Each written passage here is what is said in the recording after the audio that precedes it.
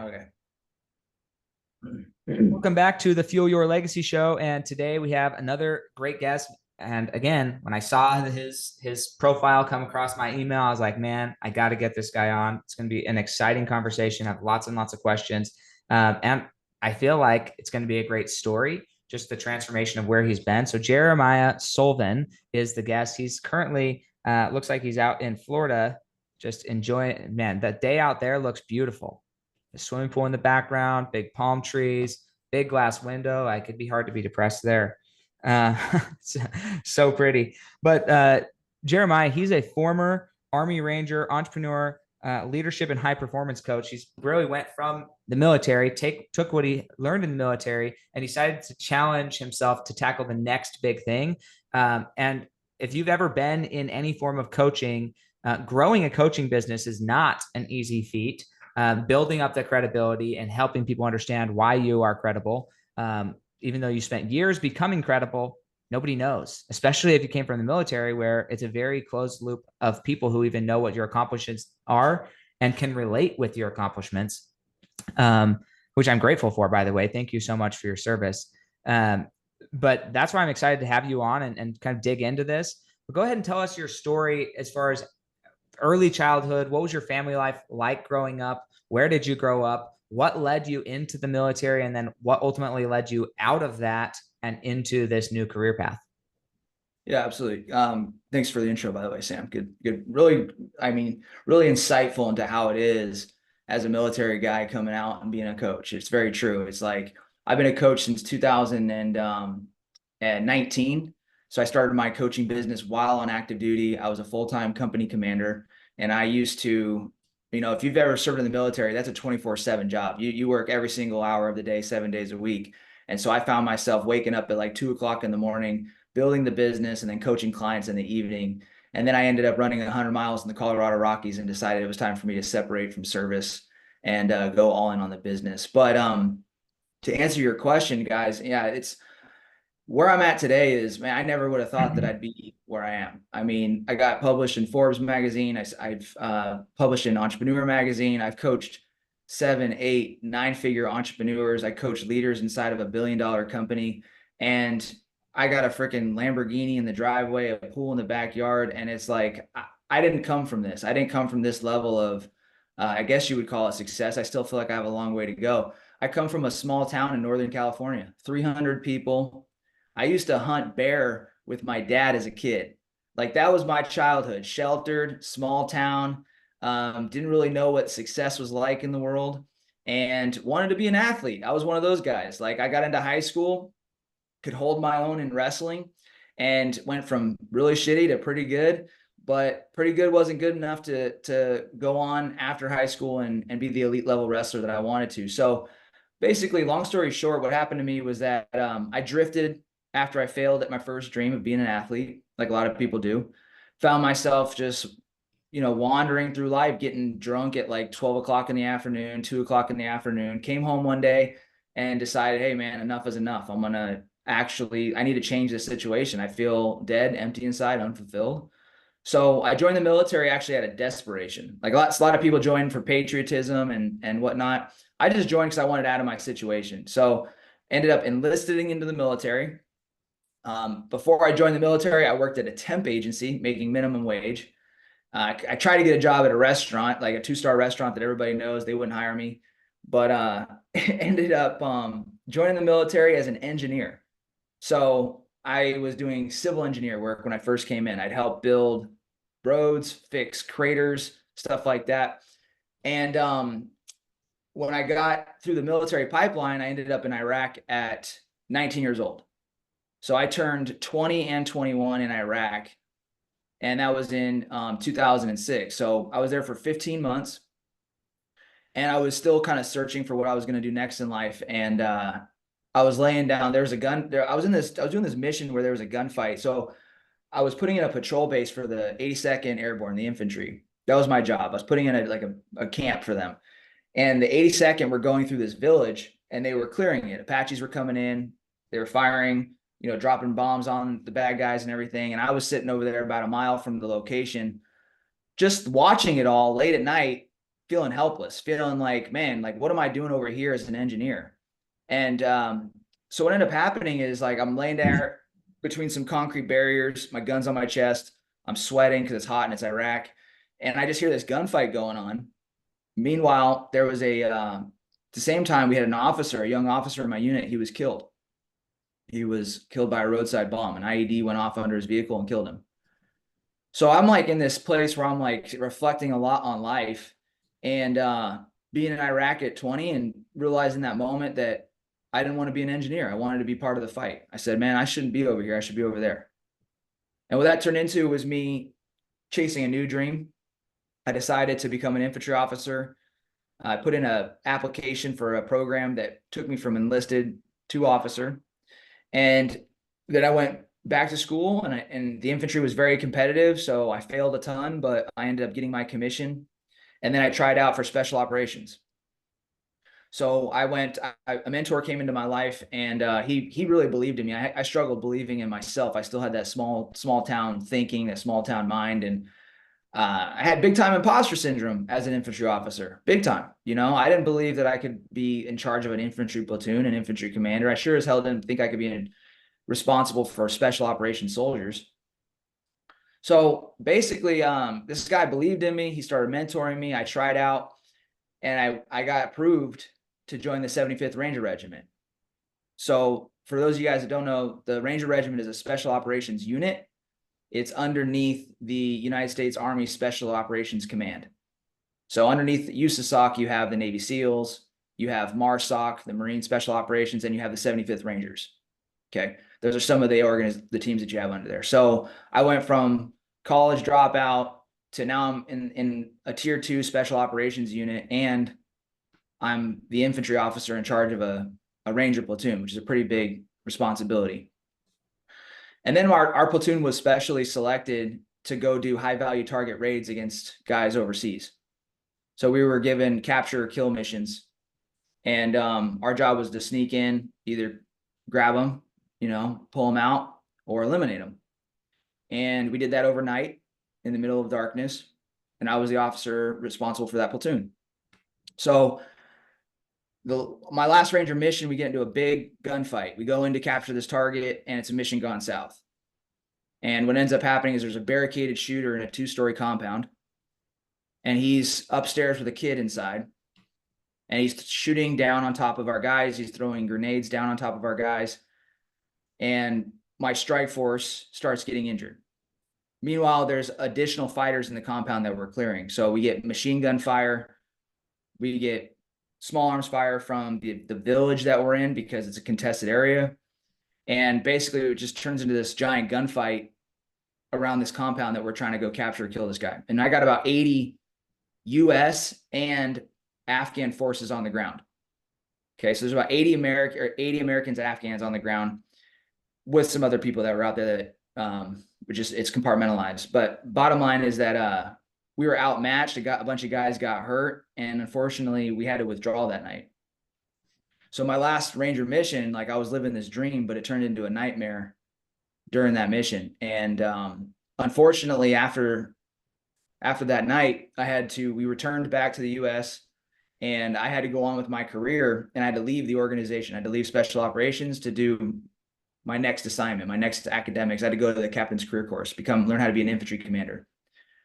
So basically what happened there is I hit a really dark and low point, felt like I failed as a leader. I started drinking a ton. I put a gun to my head, almost ended it, and decided not to, and basically took all the pain and took all the failure and decided I was going to make myself better instead of run from the problems and exit life, So I started working really, really hard on myself. I started cutting bad habits, drinking, the party lifestyle. I started cutting all those things from my life. And I learned that like success was subtractive. I just started pulling this stuff away from my life. And the more bad habits I pulled away, the more I started feeling good about myself, the more I started becoming successful outside of the military. My relationship started growing stronger.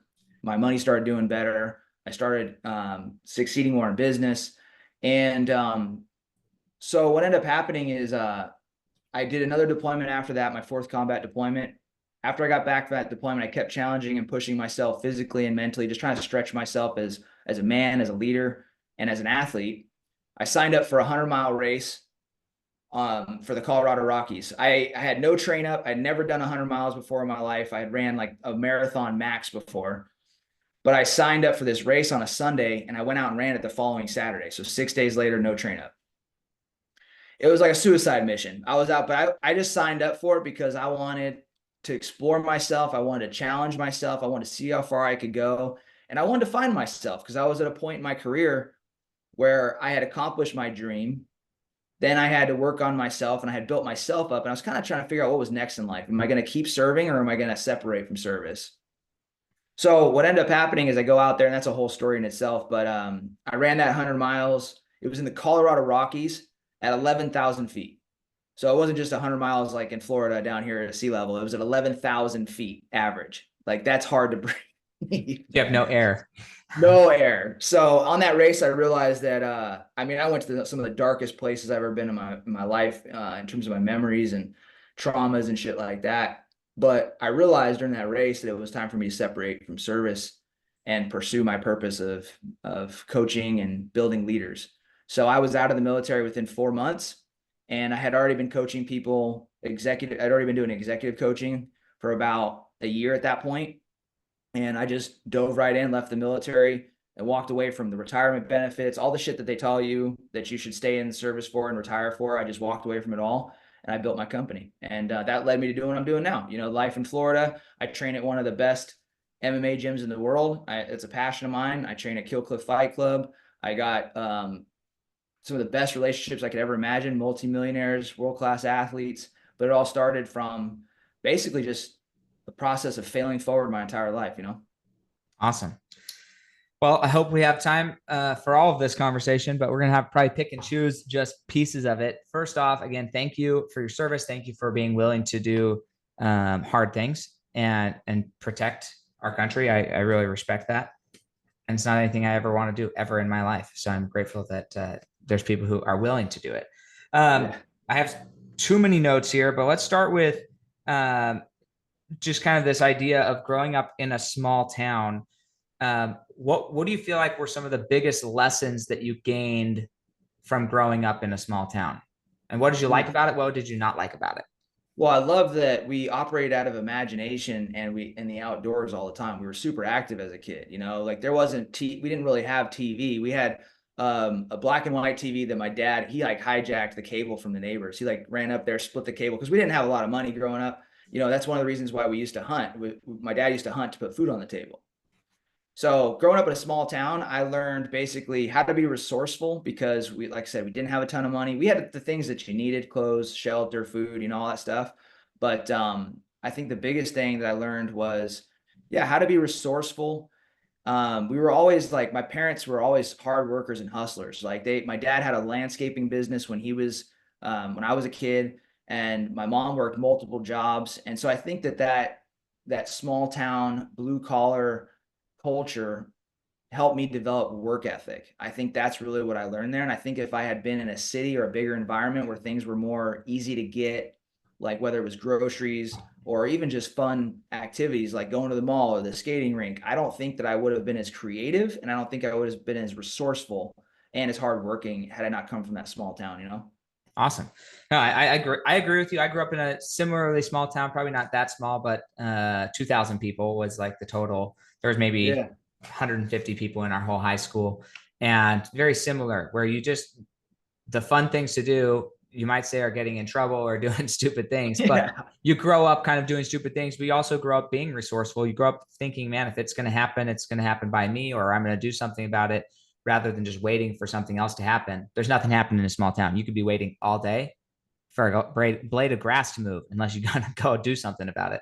I think that one of the top things I learned was how to overcome fear. You know, because I lived out in the middle of nowhere and there was mountain lions, bears. My dad, we hunted bear. So as a kid, I never had an opportunity to run from fear because my whole environment, I was like nervous, you know, like my parents would say stuff like, hey, be careful if you go out tonight. There's a mountain lion in town. You know, like they wouldn't say like he ate the neighbor's dog, like be careful out there. You know, it was like that type of living when I was a kid. And so I think that I learned how to how to live with fear. And I think that's one of the things that, now that you're asking this question, that has helped me over the years, is that I don't run from fear. I lean into it.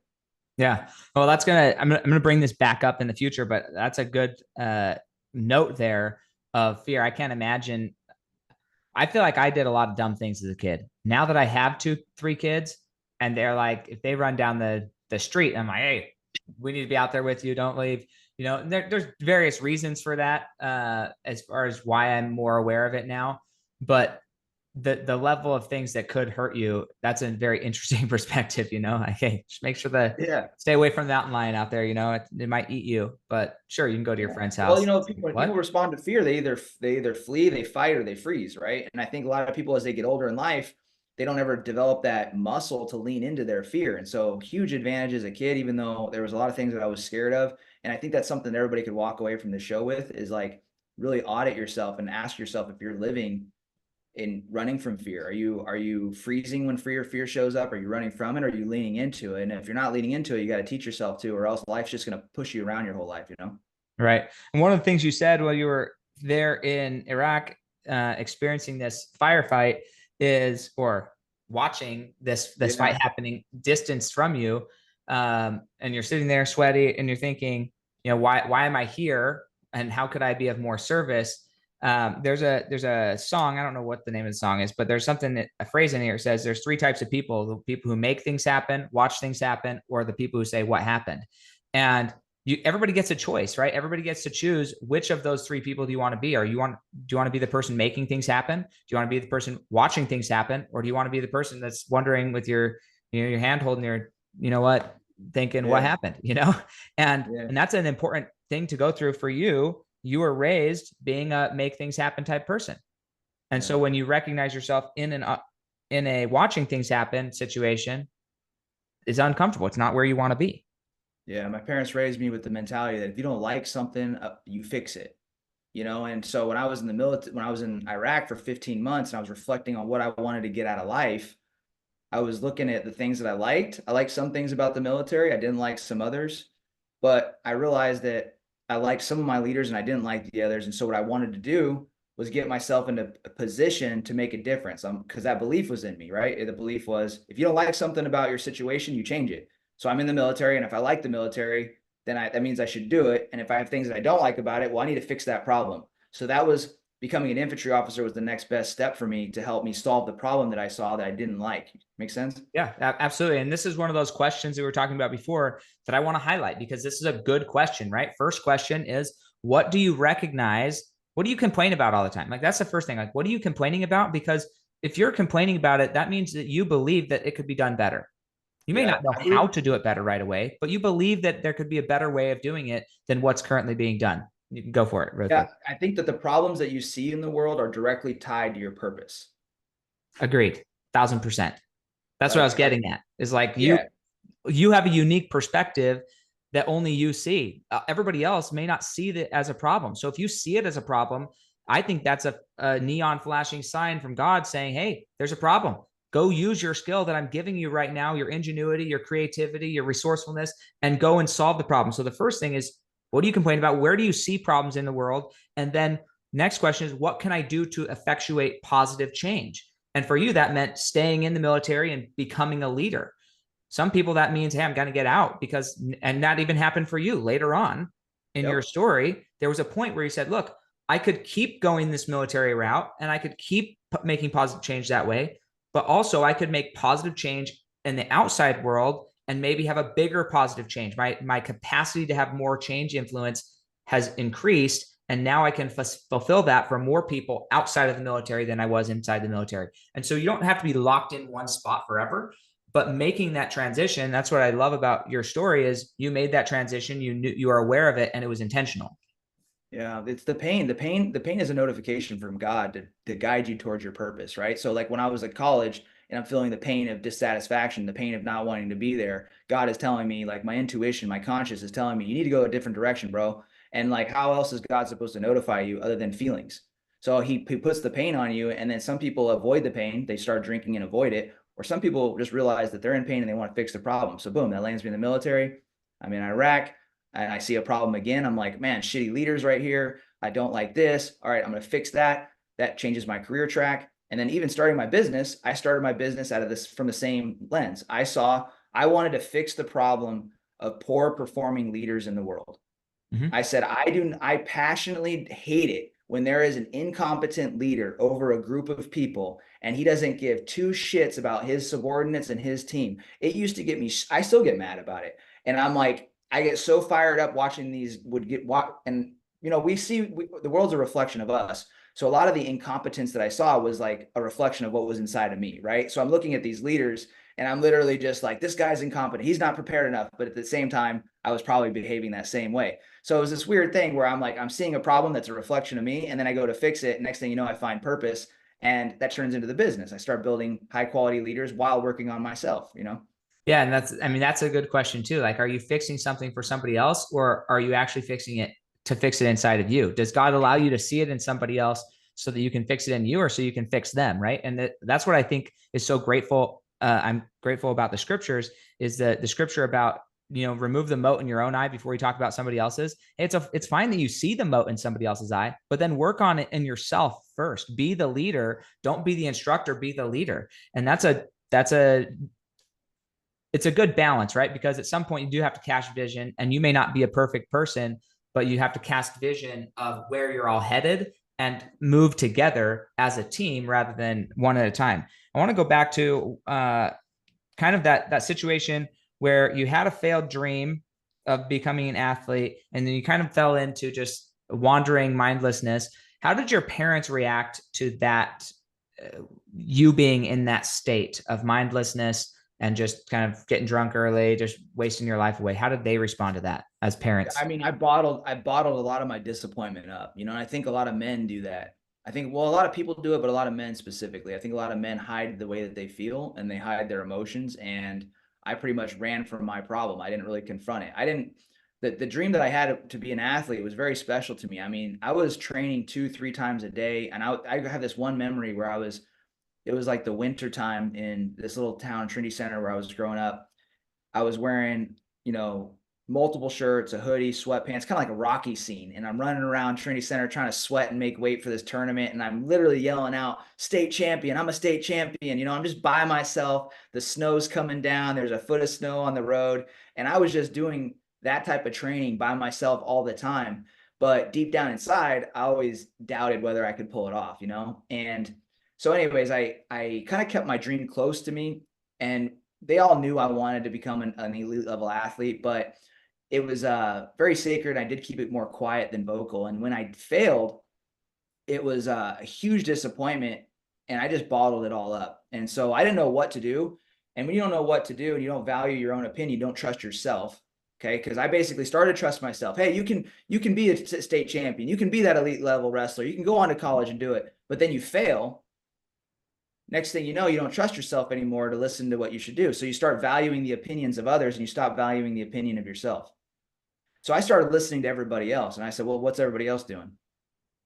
And my parents expected me to go to school. I hadn't applied for any colleges. So I just found myself in a community college because it was easy to roll into. My friends were doing it.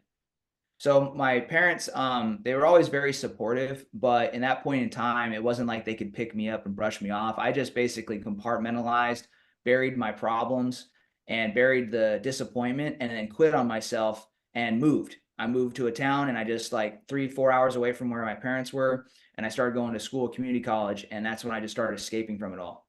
Okay. So you were out of the house. Nobody was around to be there to mentor you. So you had to kind of figure it out yourself. Um, at this point in today, would you say that you ever became an elite level athlete? Oh, yeah. So I mean, I did an Ironman in Colorado. I've got 4 MMA cage fights underneath my belt, and I did that even after I achieved like success in the military. I just did it as an entrepreneur. I did that 100-mile race in the Rockies. I would say I'm a very accomplished athlete. I know. I'm being facetious, but I'm Yeah, doing it for a purpose, right? So yeah. sometimes we have these dreams and we feel like because it didn't happen in the time frame that we expected it to happen, then we failed. But you didn't fail. You moved in on your journey. You Yeah. going into the military, even making it to the Army Rangers, like that's an elite level athlete. Oh Okay. yeah. Like you had to become an elite level athlete to do that in that field. Now, one of the things that I found interesting was my brother, he went to this conference recently where all these business tycoons and whatever, they're all speaking on stage in front of 6,000 people. And he is like, man, that's so amazing that they get to be up there and they're controlling this room and commanding it, and interacting in front of 6,000 people. I could never do that. Right. So that's his first thought. But his second thought was like 2 weeks earlier, he was on stage in front of 6,000 people singing because he was part of some musical production and he was singing. He had 3 solos.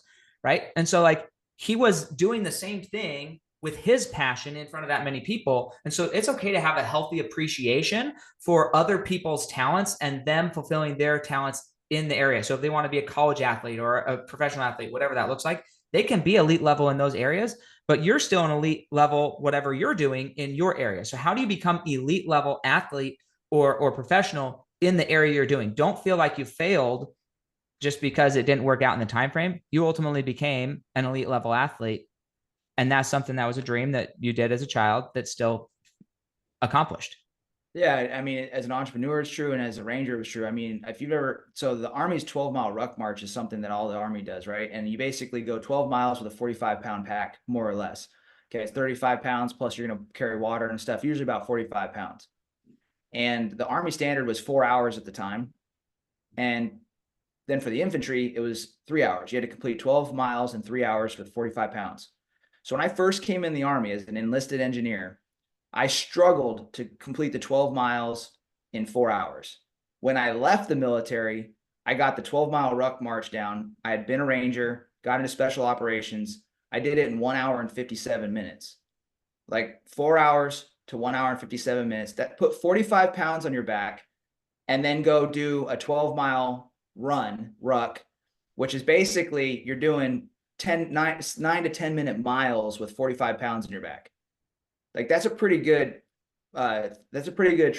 change. But what did it for me, and this is a strategy for everybody in your life, is once I got myself in the right environment, my standards and my performance changed. Like I didn't know that you could do the 12-hour ruck march in under 2 hours until I started getting around top level people. And as I started getting around top level people, I got exposed. And like the law of exposure says, that which you see, you can't unsee. And once I saw it, I said, damn, like that's how you do it. And I started working my way closer and closer and closer.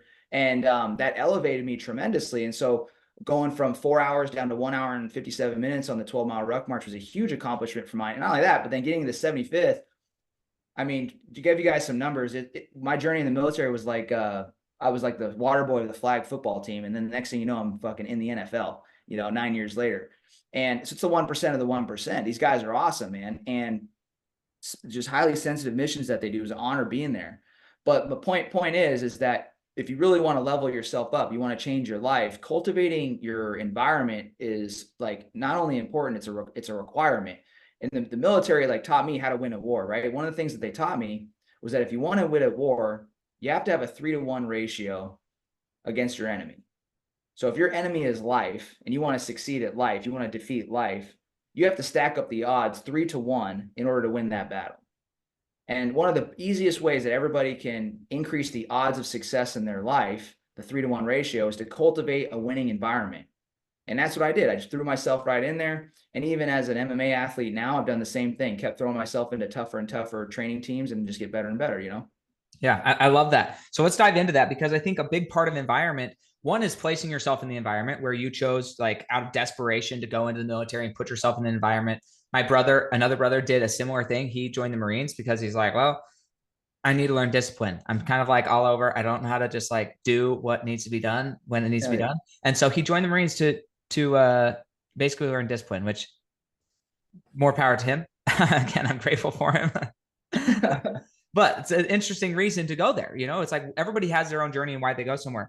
But something you also said is you're kind of in this scenario. You're just kind of managing through life. And then even after you decided you wanted to go and make things happen rather than watch things happen, you still were failing at that process until you found a mentor, or rather a mentor found you and believed in you.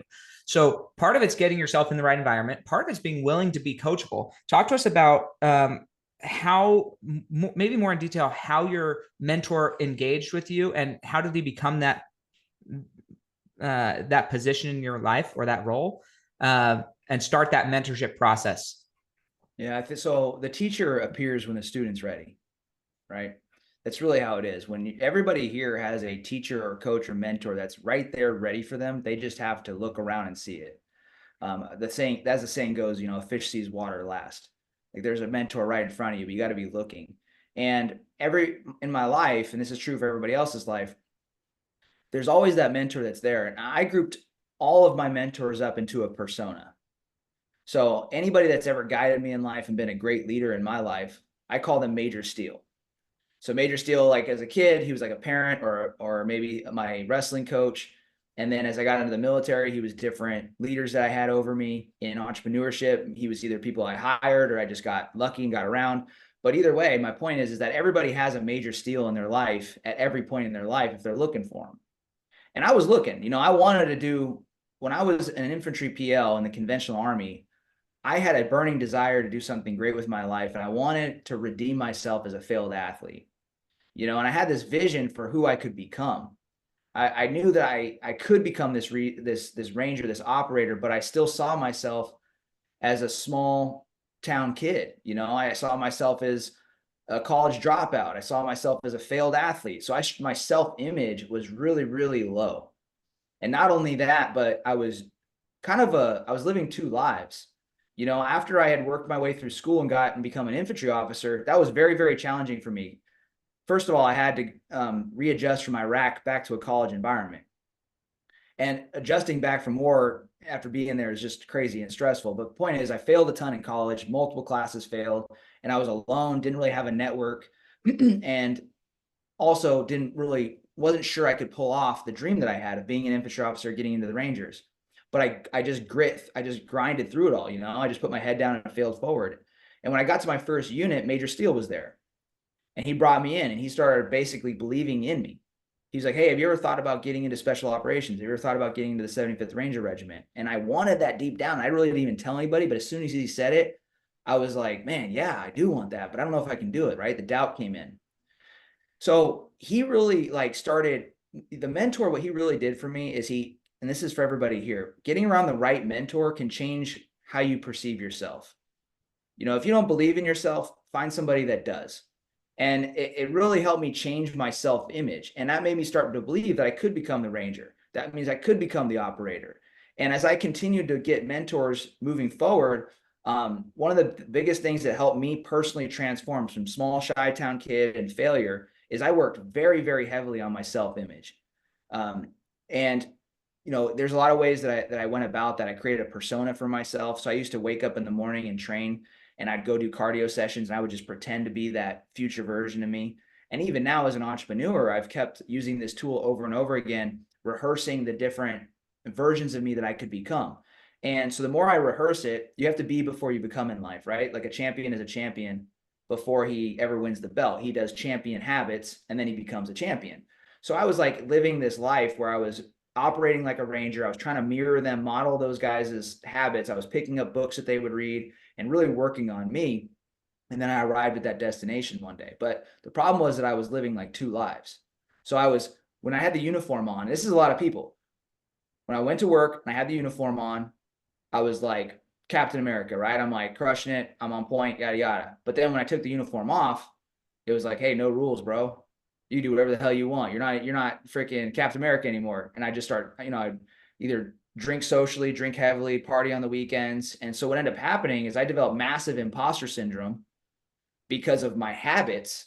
And I was not being the leader that I thought I could be, right? And a lot of leaders struggle with imposter syndrome. They don't feel like they should be in that position.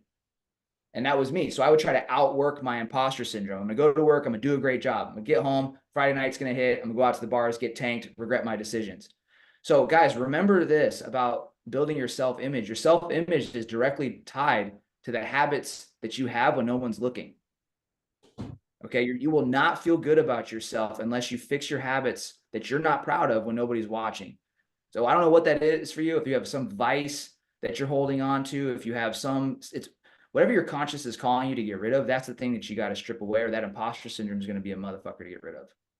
Yeah, absolutely. So as he's helping you, there's something that has Yeah. finished one of uh, John C. Maxwell's most recent books, The Ultimate Guide to Leadership Development. And one of the things he said is like, once you become a mentor, the real sign or of leadership, or that kind of fifth stage of leadership and mentorship, is that you start mentoring mentees, right? So not only are you mentoring, but the person that you mentored is now mentoring other people.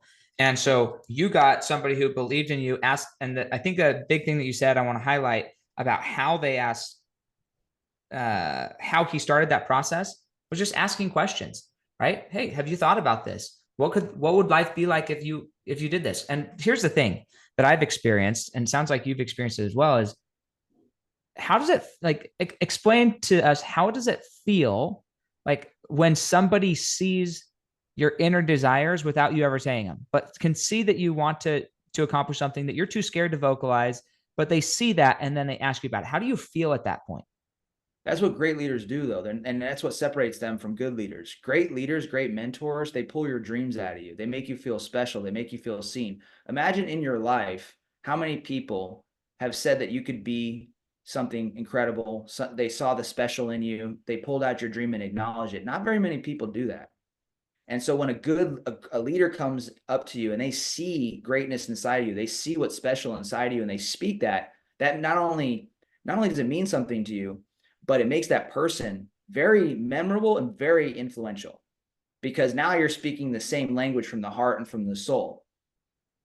Yeah, and there's no ulterior motives. Like this just happened to me yesterday, and like I feel like I have a pretty good self concept. Like I'm not like I don't poop on myself very often mentally, but when somebody recognizes something that I don't really see as a gift necessarily in me, then I'm grateful for it. So my friend Tiffany Rosenbaum, she's a business leader here in Phoenix, built this massive company. She's been on a few calls with me and in other circumstances, and she's heard me introduce myself multiple times at this point and kind of share the concept of how I introduce myself. And so she texted me on Facebook the other day, and she's like, "Hey, Sam, the way you introduce yourself is amazing. I want you to teach me how to introduce myself better." Right. And it's something that I've put a lot of effort into introduce myself. I have a whole philosophy and whole diagram and everything behind my philosophy about it. Yeah. But it's not something that like other people really have ever recognized, but it's something that I put a lot of work into, you know? And what's cool about it is from a financial perspective, she's by all accounts doing significantly better than I am, right? If you look like, well, who's the more professional person, right? Her probably at this point, as far as income. But it doesn't matter what level you're at in income. Everybody can learn something from somebody else. And great leaders are, I think, like my favorite leaders are the ones who are not trying to teach all the time, but the ones who are trying to learn more often. And they're asking questions because they recognize, oh, there's something there somebody's good at.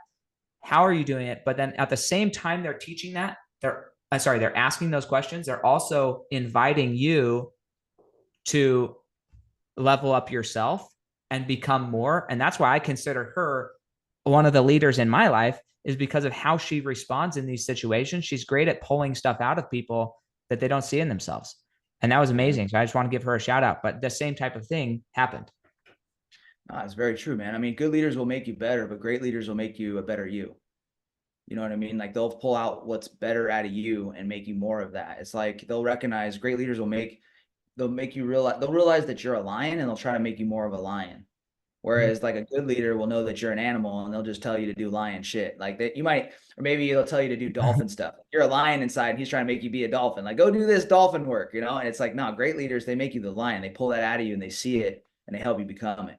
Yeah, I love that. So I want to get into something. I know we're going to not fully run out of time, but I want to ask you some questions that hopefully you answer. If you don't want to answer them, the rule on my podcast is if you don't want to answer it, just tell me you don't want to answer it. Okay. But I am curious, and I think it'll be impactful and helpful. So Um, I've talked to a few people who have been in the military at different levels of the military, and PTSD is something that most people experience. And when I say most people, I actually mean most people, not just military members, but I feel like there's a higher percentage and the severity of the PTSD is higher in military members than the rest of the world. But other people will sometimes discount their PTSD because it's not from the same source as somebody who served in the military.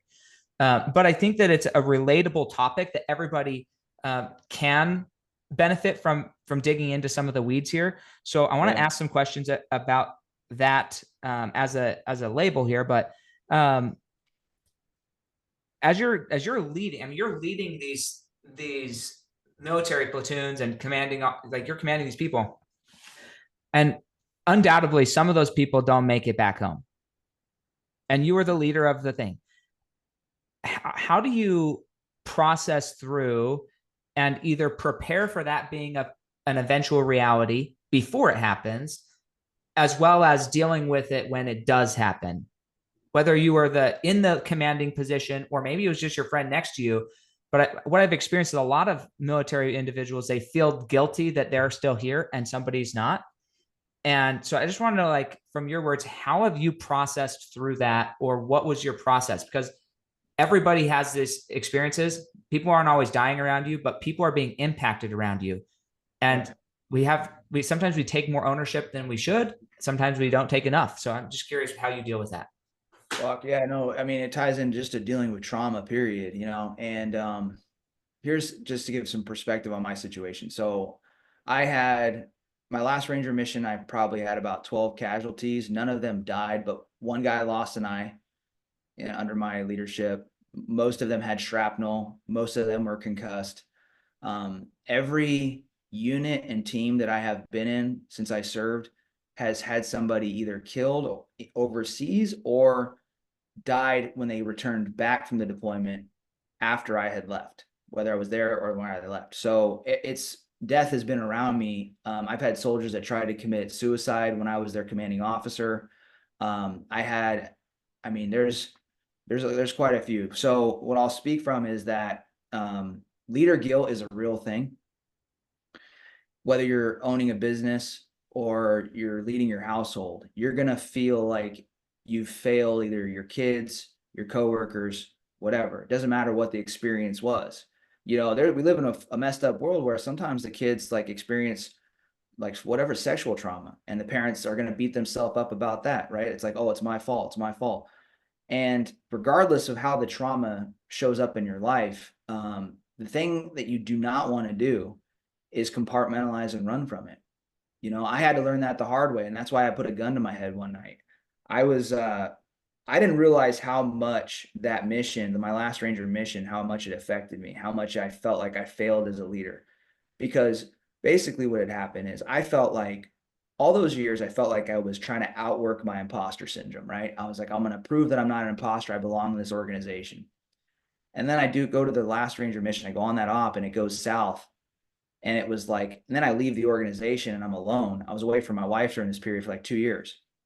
And I just, I was confronted with all of my insecurities that I wasn't good enough for that job. I shouldn't have been there in the first place.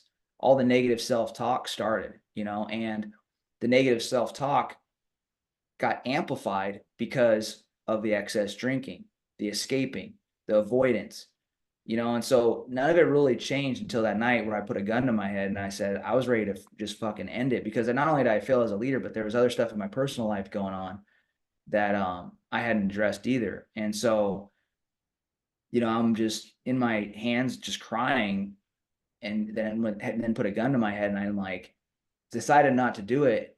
And what ended up happening was like I had made a promise to God along the way for that dream. I told him, I said, hey, if you help me get this job as a ranger, I'm going to promise to pay it forward tenfold, and I would give in advance. I would try to uphold that promise in advance. And then I got the job and it was like winning the lottery for me. And so in that moment when I almost ended it, all I could hear was the commitment that I had to God. It was, hey, you promised that you were going to pay it forward. You can't quit. You can't tap out. You can't give up right now. You promised.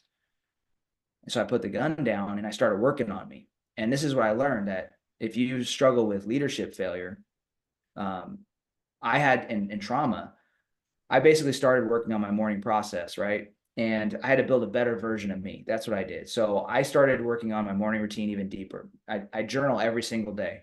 I haven't missed a day of journaling in years. I've been doing it for I think over 6 years now, and I don't miss a day. Okay, and I doesn't matter what time it is, what I'm doing, but I journal and I go through my thoughts. I go through everything that I'm going through, and then I reframe the experience, and then I write about where I'm going next. And that helps me really give myself an emotional cleanse. And a lot of people with trauma, you're basically carrying around a emotional diaper. So when you have trauma in your mind, it's basically like a used diaper that you're just like, or not a diaper, but like you got to go to the bathroom. It's an emotional response. Like you got to take an emotional piss, right? All the trauma is piss. You got to pee, you got to pee, you got to pee, and you don't ever let it out. Eventually, you piss yourself with the trauma. Like you have a panic attack or a heart attack or something.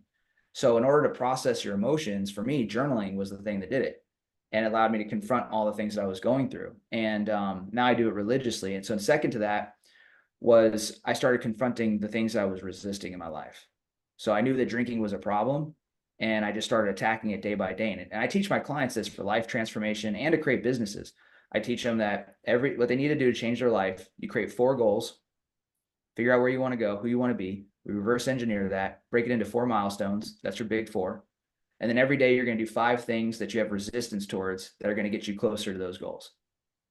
And you get all 5 done, you conquer the day. So I've done that in my life, and that's actually one of the processes that helped me get into the 75th Ranger Regiment. It's one of the processes that helped me run 100 miles, get out of the military, build my business. I mean, I've hit 100K months in my business by using that process. And it all started from confronting my resistance. So that's what I would recommend to anybody that's going through a leadership failure is you need to build a better version of you. And you start with a good structured morning routine, high performance routine, get a fitness program, a training program, get a nutrition program, and just build the best version of you and focus on discipline and consistency. And that'll build up your value, your internal stock, and your self-worth.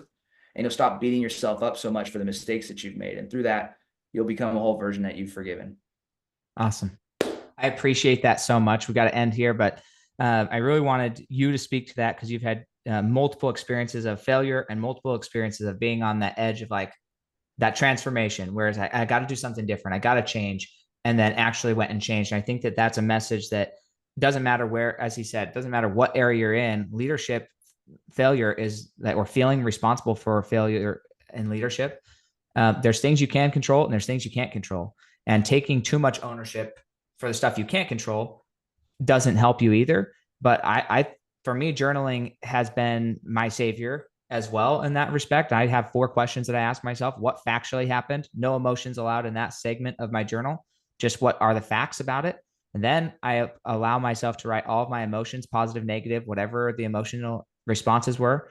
And then reframing is what he said. I call it, I write what could also be true, right? And I start brainwashing myself with the best magical story of why other people did what they did, why I did what I did. Like I'm giving myself all of the best reasons to have been doing something, and I'm giving everybody else the most grace that I can possibly think of why they chose to do the things they did. So like some of my things that I deal with are like, oh, well, if somebody was sexually abusing somebody, then why, like, rather than saying they're horrible and wrong, they should never do that, which is true, by the way, I'm not saying that that's not true, but like, think of how much trauma they went through that they needed to, for their own pain to be satisfied, they needed to inflict pain on somebody else. Like that's a sad situation. Does that mean you'd be around that person? No, but you can start to have compassion and not hate in your heart, because hate in your heart doesn't go well. And then the last thing is, why are you grateful that you experienced it? What did you learn from it? Where are you going? What's it going to look like in the future? If you actually were to benefit from this experience. And those 4 questions have helped me through my life of reframing and getting through some of the crap that I've been through. And so I'm grateful that you were able to share that. Oh, yeah. If somebody wanted to be coached by you or hear you speak or get more interaction with you, where would they go to experience more of Jeramiah? I'm the most active on Instagram. So you just shoot me a DM on Instagram if you can do that. And just tell me where you're coming from, tell me the podcast, your name and all that stuff. Just say legacy in the DM if you're coming from this one. That way it helps speed up where I know you're coming from. And then if that didn't work or whatever, you could do the website, which is Conquer Academy, www.conqueracademy.com. And I offer a strategy session there. So you could fill that out and book a call with me. But I say only do that if you're actually like committed to what you're committed to change. You're committed to make a difference. You're truly committed to changing your situation, your business, your life. Only do that if you're actually committed to it. But other than that, just message me on Instagram or any other social media platforms. Facebook is Jeramiah Sloven. I'm on YouTube. I just started doing more stuff on YouTube, so you guys can check me out there. But yeah, hit me up on Instagram and let's just chat. Awesome. Hey, appreciate you so much, Jeremiah. And go and rank and comment on this podcast. Give it a 5-star review. And more importantly, go follow him on social media. If nothing else, consume all of his free content and just have a better major steal in your life. Because whether you know him or not, he can be that for you. He can feed into your life and speak into your life through Instagram, through YouTube for free. It doesn't cost anything, but just go do that. And then when you're ready to take action and really step it up to the next level, reach out to him. He wants to meet with you if you want to meet with him. So thank you so much. And we'll catch you guys next time on the Fuel Your Legacy Show.